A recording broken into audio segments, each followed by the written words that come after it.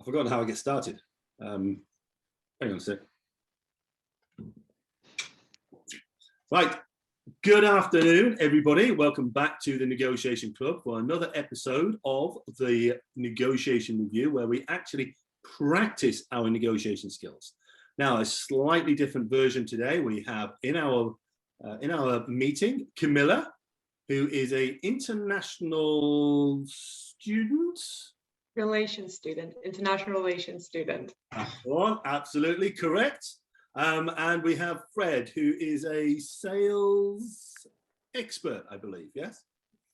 Yeah, I'll take that. Yeah, okay. All right. Who's actually going to be our buyer today? Because what we're going to do is going to have a negotiation between Camilla, who's going to be the seller, and buyer, who's going to be Fred. Now, as always, we're going to use the negotiation cards, and the negotiation is going to happen in 4 minutes. At the end of the 4 minutes, we'll do a quick review. We'll go over any of the elements that happen within the negotiation, and then we'll call it a day. So here we go. I have the seller's card. So I have the seller's card, okay? So Fred is already hiding, which is good news. All right, so here we are. So for Camilla, you have a break-even point and a tactic. Okay. Now then, you can look back, Fred. All right, Camilla, if you could just look away from the screen a second. Yep. And Fred, you have... She's gone. Right, you have a budget. Right, yeah. Okay. Good. Right, so Camilla, you can come back. Excellent. So I'm going to put 4 minutes on the screen. And your 4 minutes starts now. Hello, are you looking to buy some apples? That is correct. I am definitely after some apples. What's the sort of use of these apples? How many are you looking to buy? Quantity, any details sort of you can tell me for the deal? Cool. Yeah, I can. So, let's start off looking at a ton. And I'm using them to make juice. So, yeah, whatever you think is suitable for that, really. Yeah, we can definitely do something for juice. We have a few very, very great kinds of apples, some different sorts that could be very good to use for juice. Are there any sort of other requirements for the apple or any sort of no, just good value, obviously. special marketing? Yeah, okay, good, nice. No, just I'm going to juice them, so it doesn't matter. I'll brand them. So they need to be just a good keen price. Good keen price, absolutely. Well, there are a few possible options. I'm just wondering, do you have any distribution options at the moment? Oh no, interesting question. I don't. I mean, yeah, if you can help me with that, that's interesting actually. You could make that part of the deal, definitely.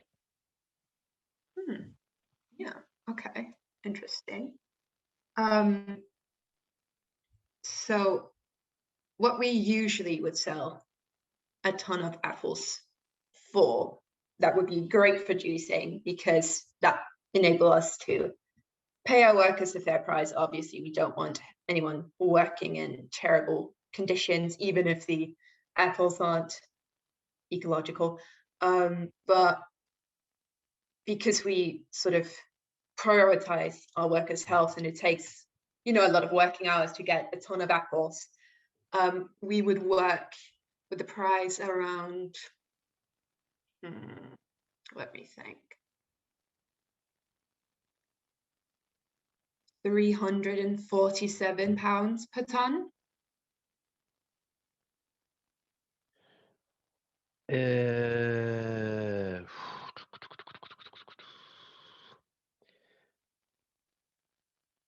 I can't really do that. Well, tell you what else can you do? What else can you do? You talked about distribution. What could you add in with that?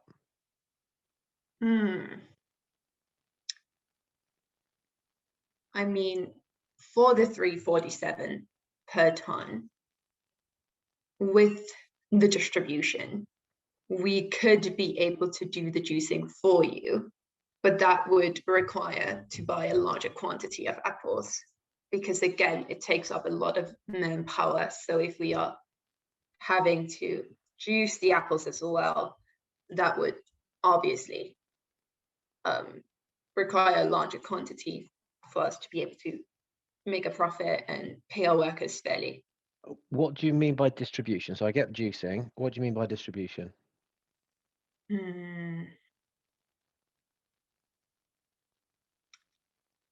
Will you get it out to the That would shops for mean me? that we would be able to transport it from the farms to you. Got you. Okay, delivery. Sorry, I get you now. I get you. So you'll do delivery and juicing. If I buy 3 tons for 347, deal? Yes. Cool. Done.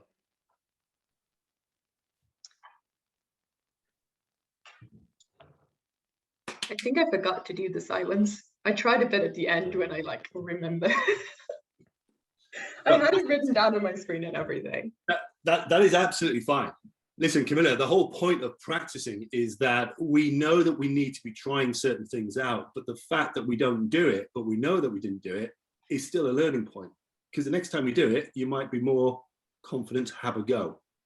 Right? So it really comes down to it. The best laid plans in the world. I mean, we can plan what we're going to do going into a negotiation, but when we're there, so many other things can actually knock our plans off kilter. So I wouldn't worry about it. But you've got an agreement, which is absolutely great. Okay, lots going on there. Now then, we were using slightly different cards. And the interesting thing there is, I mean, obviously, Camilla, you just mentioned the fact that you're using silence as such, but we had a break-even point and the use of silence. We also had a budget and a quality requirement. So I'm going to ask, actually, first of all, Camilla, how did you find that as a negotiation? And was there anything in there specifically that you thought, okay, I could either do a bit differently, or is a positive comment as well? I will say something that, because obviously I've attended a taster session before, and something I learned during that is that with numbers, you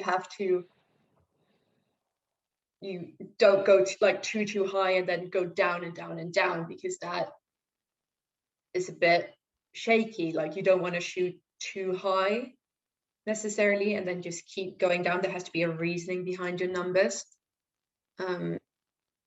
which I tried to do here, and not wobble too much, because you have to sort of, I'm not saying don't negotiate, don't go down, don't go up, but what I am saying is sort of stick to something that you know that you can get through. Interesting, very interesting, and I suspect that both Fred and I would have some views about that as well. Okay, but yeah. No, that's good. Fred, what about you? How did you find that? Because there were some interesting moments in that negotiation. There was, yeah. I mean, with my sales trainer hat on, I think Camilla did a brilliant job, a really, really good job. You know what I'm saying? I'm the same every time. Good sales is about good questions. You asking brilliant questions. What's it for? How much do you need so we can do the deal? Basically, so I can do a good job for you. Cool. Well, you asked it nicely. I was going to tell you. What else is there? Something about marketing. Whoa, you took out more than I've heard most people ask questions. Yeah. And then you asked even more. So what about the distribution? Which I think you meant delivery, actually. So that threw me a tad. Yeah. That doesn't matter. The point is, you were really, really trying to get to what I was trying to achieve here, which is excellent. Yeah. Which actually made me feel good that you're trying to do a good job for me. The emotion kicks in. Yeah, I like it. I can work with this person. My idea was, because I wanted to buy quality, was to underplay it. Yeah, and to not make it out as a big deal, and then sort of come at it a different way. But as it went, you gave a price. Okay, price, fine. Could have said yes there and then. So cool. I'm not going to mess around with price. What more can I get then? And I was just going down the what else route. So what else can you do? Distribution. Again, what exactly do you mean by that? Because I was thinking you're putting it out to shops. No, it's delivering. Okay, that's fine. That's good. Oh, and juicing as well. Oh, happy days. I don't. I'd be wrong to mess around with price. I'm getting more value from the other stuff that you're putting in there. You're happy with that price, clearly. I will get more value by doing it. I'm just going to stick a label on it and sell this stuff now. Cool. So it's a really good deal, which I felt very comfortable doing, very happy doing, because it just flowed so nicely. Sold it really well. Feeling. That's how many times I said that. Interesting. Yeah, very interesting.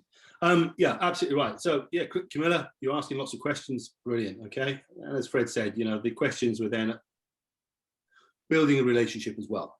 And there was more information. There's a couple of things. Obviously, Fred said at the very beginning, yeah, let's start with 1 ton at the moment. So again, that means that there might be options for more. So if you're listening out for that, so that was fine. And then towards the end, there was a few other things as well, where you were actually saying, well, when Fred asked, well, what can we do with that? You were talking about, well, actually, we could do the juicing for you. You know, actually, yeah, we'll do all of that, and then come back to you. But you made a couple of requirements for that. First of all, you need to buy more. Obviously, you need to then invest in your own people and time and effort.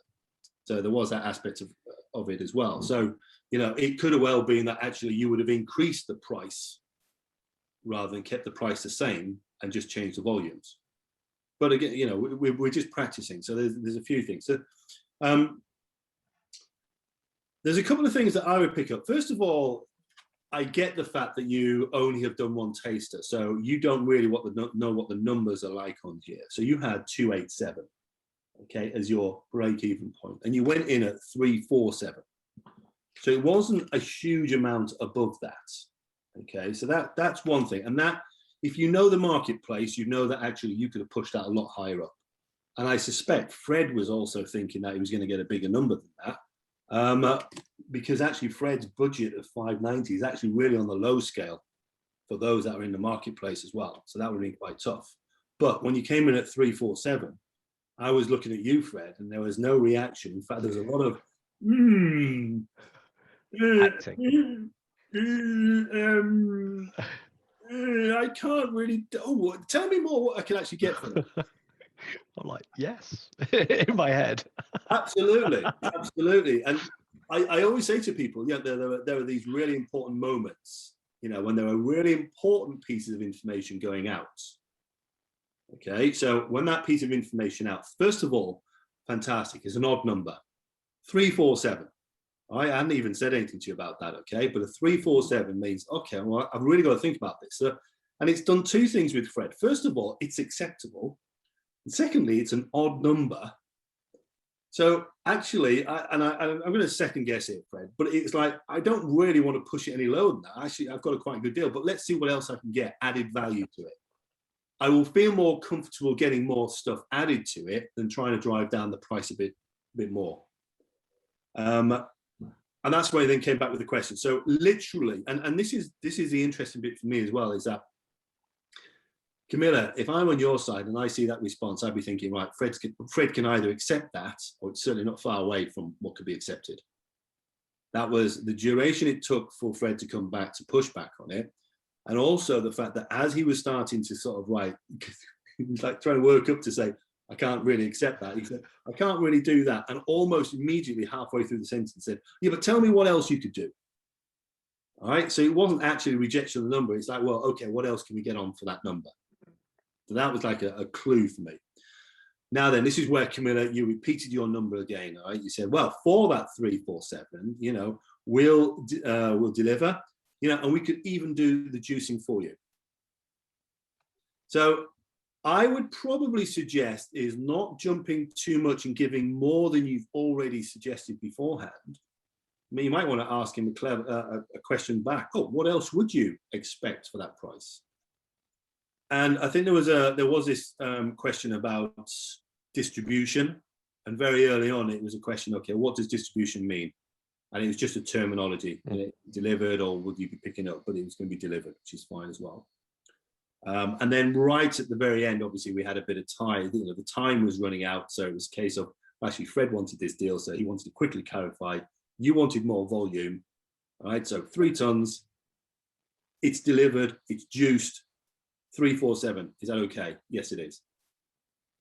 All right. So I know I've been repeating a little bit. Now, the only thing is you didn't get a chance to use the silence as a tactic. All right. So my suggestion, my recommendation would be, again, try it. It's just as useful and just as important to try these things and get it totally wrong than it is to get it right every time. Because if we are worried about getting it wrong all the time, we won't try something and suddenly find out that actually it really worked in a situation I hadn't thought about. So go silent and just try it out. But I thought, you know, between the two, I thought that was great. There was some wonderful little moments in there. It's definitely worth looking at and and going back over. Camilla, was it a useful exercise for you? Yeah, it's I'm not saying that it gets easier every time, but you get more comfortable in the process of like getting a card and then being like, oh, what can I do with this? And you sort of like learn through the process. So I felt a lot more comfortable doing it this time than the first few times I tried. Yeah, just genuinely felt like I knew a bit more about what I was doing. Able to sort of catch that 347 was completely acceptable because there's like no like, oh well, we can't really do, like, the way it came in late, I like caught that. I was like, that's not a dismissal, we're fine. I don't have to go lower than that. Yeah, listen, I mean, this is about practicing. Now, the more you practice, the more you get comfortable with the practice model, so to speak. And then what you start to do is you start to, you know, you can have the same position each time. Yeah, we're a small family suppliers. We deliver locally free of charge within 3 miles. Anything more than that, we've got a bigger distribution.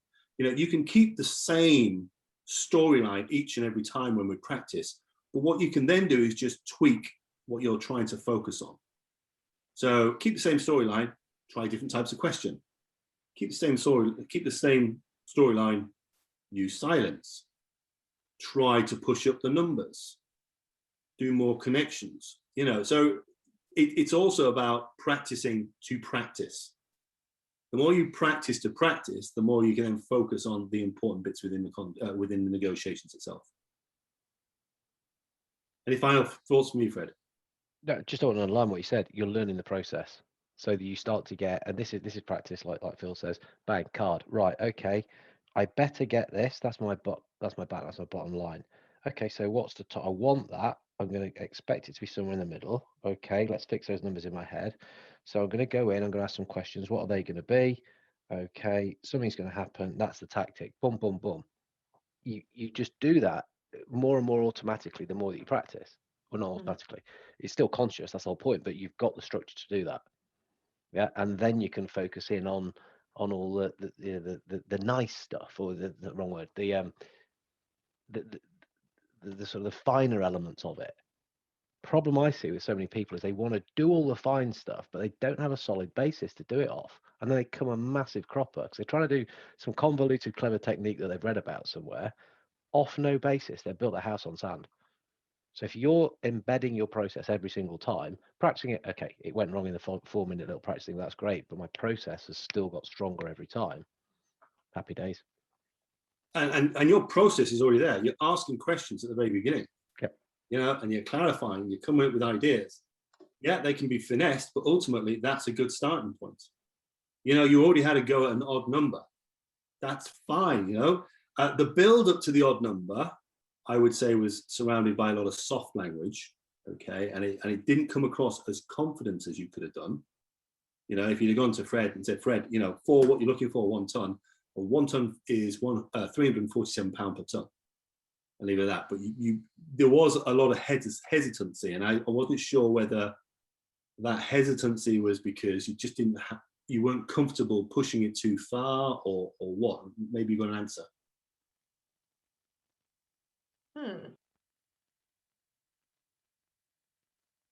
It's a good question. I don't know. Because you literally said something like, it's around, and then you went, and then you said, £347.